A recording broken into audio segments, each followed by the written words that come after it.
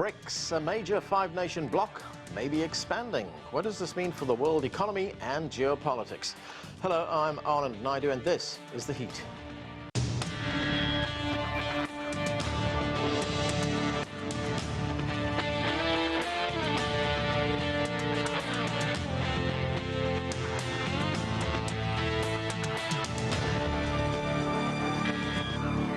China and India are the world's most populated nations. Along with Brazil, Russia and South Africa, the five emerging economies make up the Brics group. It accounts for 40% of the world's population and around 25% of global GDP. Now the group is inviting new members, with Iran and Argentina formally applying for membership. Several other nations, including Egypt, Saudi Arabia and Turkey, are also seeking to join. How would an expanded Brics impact the current world order? And are we seeing the beginning of a global coalition of developing nations? To discuss this and more, let's bring in our guests. Joining us from Cape Town, South Africa, Sanusha Naidu is a foreign policy analyst. From Tehran, we are joined by Hamid Mousavi. He is an assistant professor of law and political science at the University of Tehran. From Istanbul, Taha Meli Arvas is an adjunct professor of finance at Bogazici University. And from Tel Aviv in Israel, we're joined by Gong. He is a professor of economics at the University of International Business and Economics in Beijing. Welcome to all of you. Gong, the last time there was talk of expanding Brics was back in 2017. China was talking about that under its Brics Plus model. Why is China once again renewing the call for expansion? Well, I think in the face of an expanding and solidifying alliance across the Atlantic, and also against the backdrop of NATO potentially playing more of a global role, they're already talking about, possibly expanding into Asia. Against this backdrop, I think it's imperative for China at least to spearhead effort to expand Brics in a direction of essentially a coalition representing the developing world, representing the emerging markets, and for the benefit of their own interests.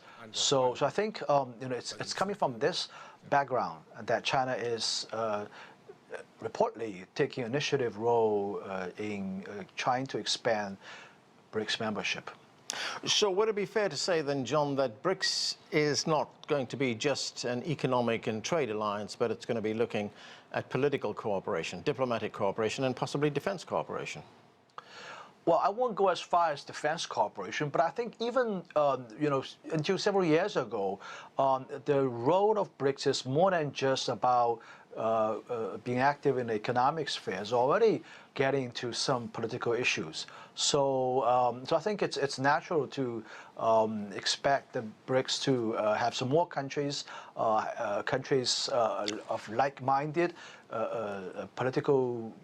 politics and policies initiative to share the same vision in terms of dealing with the Western world, to work together and seek cooperative opportunities.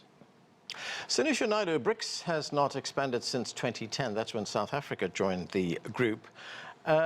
And when we talk about expansion, it's not all smooth sailing. I mean, some countries have expressed reservations about expanding. India, for one, has expressed concerns over expansion, fearing it would create what India calls a new global power center. And it's also very wary of the fact that Pakistan at some stage may join Brics as well. What about the situation in South Africa? Does South Africa support expansion, or does it also have any concerns?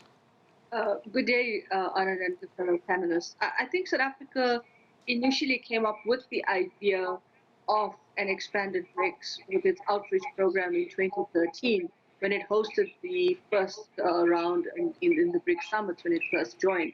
And I think that has now been innovated by China with the Brics Plus, and how the Brics Plus has evolved in terms of the conception, the interpretation around which countries needed to be included and for the purposes of interest, but also in terms of the global economic and political landscape changing so rapidly. So I don't think South Africa opposes the idea theoretically, and in fact, according to our foreign minister, actually says that this is an important space and a strategic issue to be discussed within the Brics. And there is a sense of agreement, but the challenge, I think, would be is at what level will this expansion or inclusion of new members into the BRICS be given the same kind of engagement in terms of how the current arrangements exist between the 5 members? And more importantly, will there be a kind of tiered effect in terms of a hierarchical structure with regard to institutional arrangements and so forth? We already know that under the new development bank, there are many members, including those that the countries you cited, that are being identified as possible members to expand the BRICS grouping as it currently is to what has been the proposal by the Chinese. So we know that there are those levels in terms of where the institutional arrangements are with regard to membership, etc. But I think the challenge again is what will the new members bring? And I think that's where the value proposition and the addition of the new members will be able to look at not just the economic governance architecture, but also, to what extent it acts as a kind of not necessarily alternative, but perhaps an arrangement that presents a kind of institutional architecture to the G7, to the G20, and so forth. Mousavi, Iran, along with Argentina, have formally lodged their applications for membership of BRICS. For Iran, what does Iran bring to the group? Well, Iran, first of all, Iran is the world's 4th largest holder of the world's biggest oil reserves. Iran also has the 2nd largest gas reserves in the world. So I think Iran does have a lot of potential, especially in the energy sector, for the group. Also for Iran, gaining membership to BRICS would be very beneficial because Iran's relations with the West is very conflictual at the moment, and Iran is looking for alternatives. Especially the current government of Ebrahim Raisi has shifted Iranian foreign policy towards the East. Iran's foreign relations has become very closer to Russia and China, and joining BRICS is a further step in that regard. So, Hamid, what does BRICS bring to Iran? And we know that Iran has been the target of sanctions by the West, by the United States particularly. The United States has also tried to isolate Iran. So what does BRICS give Iran? Right. So the previous government of President Hassan Rouhani's development strategy was very much centered around the idea that improving relations with the West, particularly Europe, would improve Iran's economy. And after signing the 2015 nuclear accord, things actually started to get better.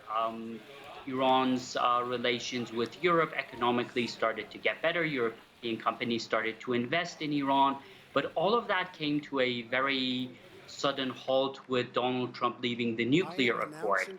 And that left a very sour memory in Iranian decision makers' memories regarding relations with the West. And Iran is looking for alternatives. Iranian leaders understand that the United States is in a state of decline. The world is not unipolar anymore. And Iran is essentially looking for relations that can basically fill the gap that Iran is not currently having any relations with the West, particularly with the United States and with European companies. So having good economic relationship with BRICS countries would essentially help Iran's economy grow in the future, hopefully. Taha, Meli, Arvas, the last BRICS summit took place in June, and at that summit there were discussions on the possibility of Egypt, Saudi Arabia and Turkey joining the group. Let's look at Turkey as an example, wanting to join the group. And Turkey has traditionally... Turkey, I'll help you with the pronunciation. Turkey, yes. Yeah. Thank you. Has traditionally been an ally of the United States when we look at its membership in NATO. So why does Turkey want to join BRICS? Turkey, first of all, I'm not sure that Turkey does want to join BRICS. I think that's an issue that many people have talked about. I'm unaware of a formal declaration of Turkey applying for or expressing interest in joining. But even if that isn't the case, Turkey is a member of many different multilateral organizations. I think it's in Turkey's best interest, and I think it's in the best interest of all countries to have relations at some level with all other countries. The United Nations obviously is the lowest level of such a relationship. But if the recent conflict in Ukraine, Russia, the invasion of Ukraine by Russia is any indication, it's important for countries to be able to speak to one another. Turkey is unique among countries in that it's able to sit at a meeting with both Russia and Ukraine, with both Iran and Saudi Arabia, Israel and Pakistan, India, etc., which makes it unique among most other countries. So I think joining the BRICS group, or any multilateral organization for that matter, is in Turkey's best interest, as it is those members that are currently a part of those countries, those organizations rather. Okay, we are going to take a break right now. More of our conversation on the BRICS expansion. Stay with us, you're watching The Heat.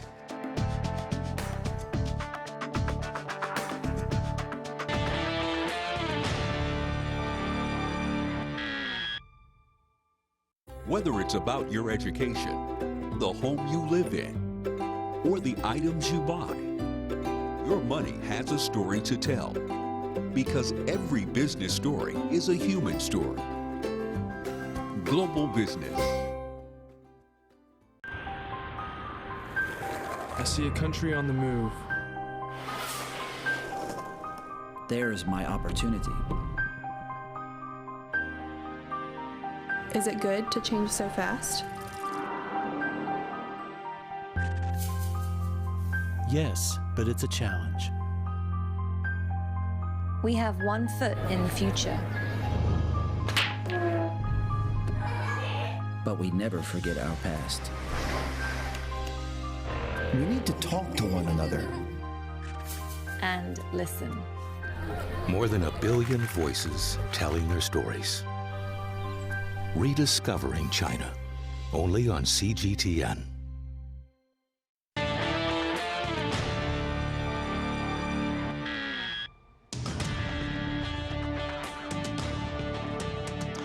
Welcome back to The Heat. We're discussing the expansion of the BRICS group of nations.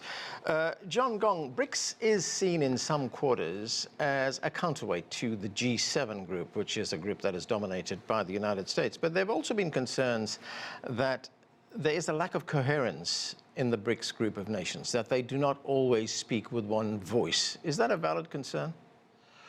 Well, it's not surprising that the countries within the BRIC bloc wouldn't be speaking on the same voice on almost everything. The fact of the matter is that what brings these 5 countries together is the idea that these are mostly developing countries. They're very different from the rich club of the West, G7 specific you're talking about. And also, you know, these countries have their own interests. These countries have their own economic interests. And there got to be a venue, a platform where these countries can get together and speak the voice.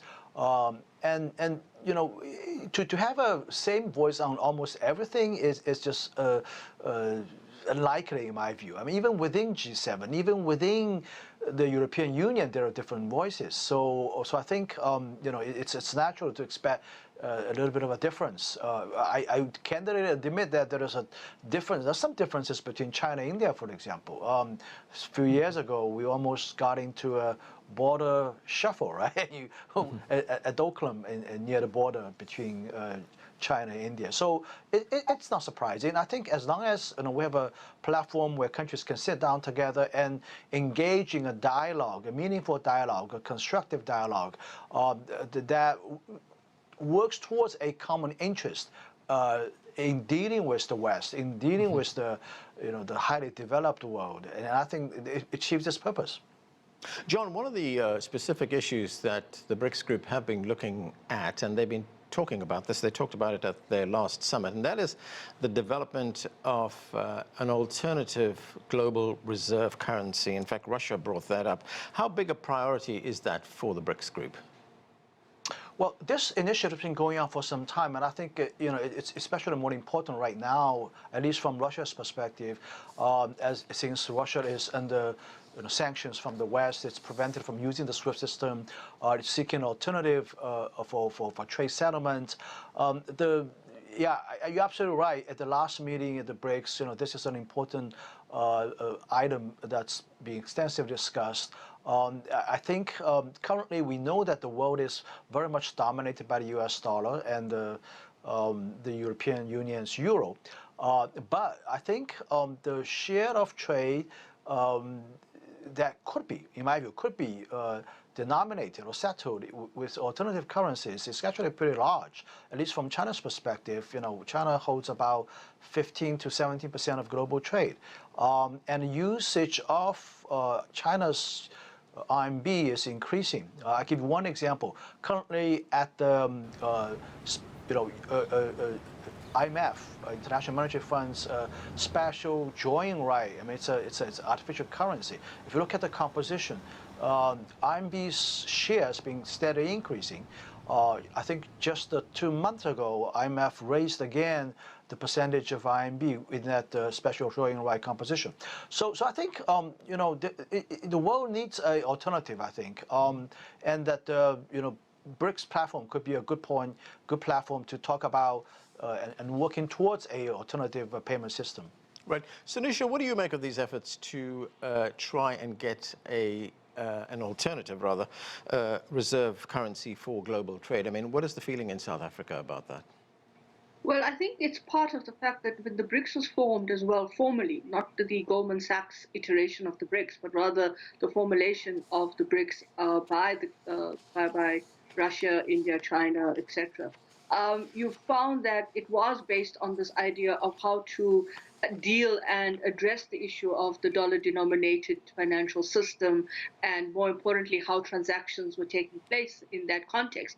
I think this has been made much more critical now and significant with the sanctions against Russia, looking at how that has impacted on global value chains, but also on the financial architecture of the international system, around the payment system with the Visa, MasterCard questions, challenges around whether or not transactions could go through with regard to SWIFT and so forth. And I think in South Africa, you have this debate as well in terms of what is the impact on the South African currency in terms of vulnerability to the US dollar when it comes to international payment, but also in terms of what's being denominated in the dollar in terms of commodity prices, oil prices, where we become vulnerable to external shocks. So whether or not this is going to address those internal domestic challenges in our financial market, which makes the South African currency very vulnerable internationally in the context of the currency exchange, it's still yet to be determined. But I think there is a debate happening in South Africa around the thinking with regard to how do you create much more parity in terms of reducing vulnerability and dependence in the international financial architecture. And what about sentiment in the rest of Africa, Sanusha? I mean, we do know that many African nations were shocked when they looked at the speed with which the United States cut Russia off from the SWIFT system, as well as access to global financial markets after the Ukraine conflict intensified. My impression, and I don't make this an overarching impression, but my impression from the work that I've done looking at Africa's economic engagement in the global financial architecture, is still very much dollar denominated. And in fact, in terms of transactions at the level of trade, in terms of bilateral trade, multilateral trade, just looking at Africa's global share of trade, it's still very much around the dollar, and the dollar is very a critical currency at the domestic level in financial systems within various African markets and economies. But I think what has also been important to bear in mind is that China has been using the RMB as a currency swap in terms of trade, in terms of how they've been doing their bilateral investments and trade with African countries. So whilst the dollar still remains at the top end of the hierarchical financial architecture in Africa, I think you're beginning to see within the context of financial payments, within the context, particularly now as we instrumentalize and implement and operationalize the African Continental Free Trade Agreement, there'll be those questions around how do we articulate the financial transactions that move away from this dollar dependency as well. And I think one of the questions for Africa to be discussed in this context is the way in which commodities are priced away from source. In other words, away from the markets where it's actually being extracted. And that's going to be not just about whether we deal with dollar dominance in the market and dollar dominance in the global financial market and liquidity and equity market, but also in terms of how Africa starts to enact its own financial transactions in terms of the way in which it prices the commodities which it doesn't have control over, especially the extraction industry and the raw materials that are exported out of the continent. Hamid Mousavi, looking at this economically, CGTN carried a report recently, and it reported that Brics together account for 40% of the world's population and 18% of global trade, in addition to attracting 25% of global foreign investment. If more nations are now added to the group, how would this affect Western economic dominance, especially the role of the US dollar? Well, actually, that's something that's very important for Iran. Most Iranian banks are already cut off from the SWIFT system. Iran's economy is heavily sanctioned by the Americans. And that's why Iran is actually looking to trade with other countries. It's already trading using local currencies with other countries. The fact that countries such as China and Russia are interested in using local currencies other than the dollar is very encouraging for the Iranians. It's seen very positively in Tehran. And this is bringing some maneuver space for Tehran. It's actually one of the reasons you see that Iran is more forceful, if you like, in the negotiations with the Americans and with Western powers in the nuclear negotiations, because Iran feels that it has more breathing room. And Iran basically feels that instead of the West, it can rely on other countries, developing countries, to develop its economy. And even though it's not part of the SWIFT system anymore, it can still develop its economy. It's already exporting most of its oil, especially to countries such as China, and this is going on even though US sanctions are in place. Sanusha, when we look at the possible development of an alternative currency, I'm wondering to what extent this could dilute the impact of sanctions that are imposed by Western nations on countries like Iran or Russia, that's imposed by the G7 and NATO. Indeed, I think it does open up the big debate about the impact and the efficacy of whether sanctions is a punitive instrument globally to try and self-correct or bring to task those countries that are considered to be not conforming to global governance standards. I'll even give you the example of Zimbabwe. There's big debates and very strategic debates happening right now in the Southern African region around the impact of the sanctions on the Zimbabwean economy, but also more broadly on Zimbabwean society, because what it has done is that it's escalated and deepened inflation. It's kind of created a completely unimaginable kind of interest rate hike in the Zimbabwean economy, and you can see the fallout that has been experienced in South Africa with the emergence of refugees coming in, people, economic migrants, and so forth. So the big debate right now in the Southern African region is how valuable and how important those sanctions are. It was imposed by European countries on elites not flying, etc. But it's really the impact at the lower end of the market. It's on the broader economic community in Zimbabwe. So I think at the end of the day, there has been that question about whether sanctions do actually apply in a manner that you seek it to apply, but also there's sanction busting by companies, by countries, etc. And so how do you deal with that leakage and loophole? And so the question really remains is, as we've seen with the Russian context as well, that at the end of the day, it actually has a kind of loop back impact on the very countries that impose sanctions. Right. Taha, Meli, Arvas, what kind of support do you think there would be in Turkey for the merging of currencies, possibly into an alternative reserve currency? I think Turkey would be keen on the emergence of alternative currencies, but I think, if anything, if we've seen anything from the recent global economic recession, the impending global economic recession, which we'll probably see here within the next year,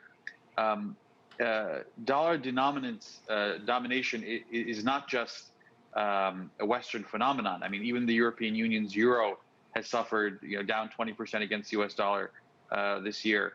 So it's going to be easier said than done. I think every few years we hear this rally of the dollar denominance and how we should get rid of it and how we should do this, et cetera. But I mean, the RMB is relatively strong because of its de facto peg or near peg to the U.S. dollar.